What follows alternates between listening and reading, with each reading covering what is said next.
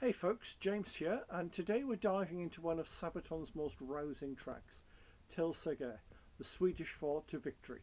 We're asking how accurate it is, where it sticks close to history, and where it leans into legend.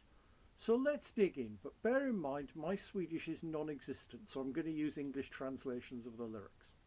Till Seger appears on Sabaton's 2025 album Legends, and the song clearly focuses on Gustavus Adolphus, the Swedish king often called the Lion of the North. He ruled Sweden from 1611 to 1632 and transformed Sweden from a relatively modest kingdom into a major European power, thanks to both military reforms and bold, sometimes dangerously bold, battlefield leadership. Now the lyrics paint him as a heroic rider charging into battle. He rode to battle as a hero, like his sword his look was made of steel.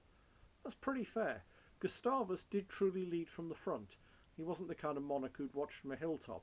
He put himself right into the chaos of the fighting, which helped create the aura of a warrior king. It also explains why the story ends as it does.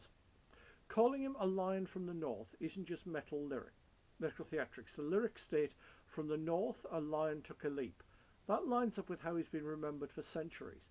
The title doesn't come from Sabaton. It's part of Swedish national mythology and later historiography.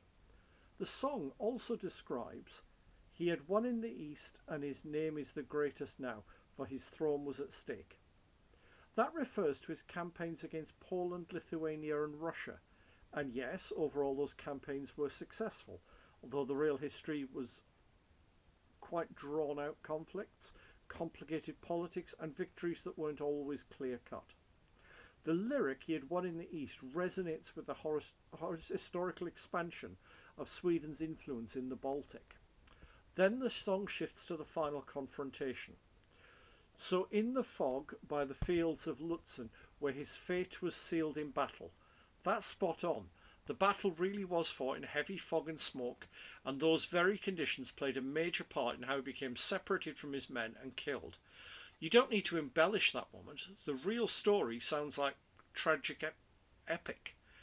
Where the lyrics drift into poetic territory is how they condense his overall vision into something mystic. His vision was a dream, a land up north where the hope is still alive.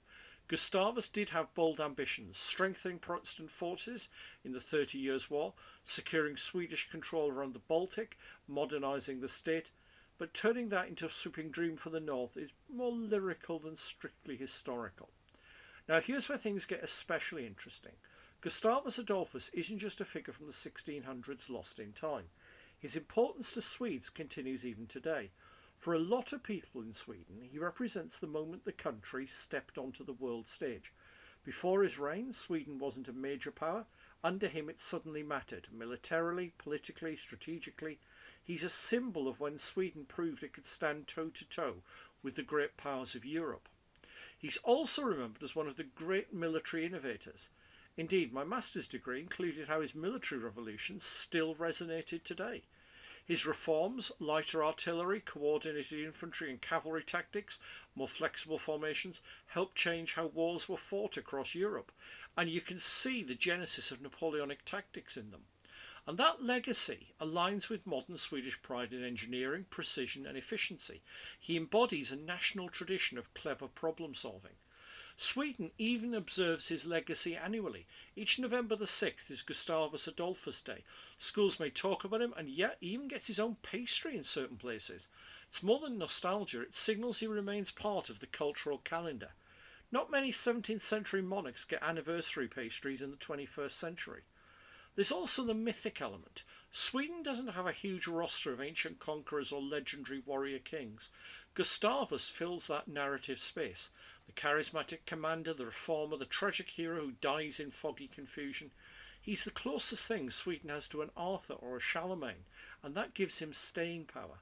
Beyond myth, his administrative reforms also shaped Sweden. Sweden people live in today. He helped modernise government, taxation and parts of the educational system, so his influence isn't just symbolic but institutional. Even modern values play a part in his lasting relevance. He's remembered for qualities Swedes still admire: competence, innovation, decisiveness and a sense of duty beyond personal gain. It's easy to reinterpret him in ways that feel relevant to contemporary national identity, perhaps particularly with the issues currently going on in the Baltics. And this adds another layer to Till Seger. The song isn't just recounting history, it's celebrating a figure who stands tall in Sweden's cultural memory. That resonance makes the heroic framing feel natural, even if the lyrics simplify to a degree the political complexity of his reign. In the end, the song gets the big picture historically right. Gustavus was a charismatic battlefield leader. He expanded Swedish power. He died in the fog at Lutzen, and he left a legacy that still shapes Sweden centuries later. It's historically faithful where it matters, and mythic where it wants emotional weight. And let's be fair, how much history can you cram into one song? And let's be honest, it's a belter, which I really can't wait to hear live. See you soon for another song.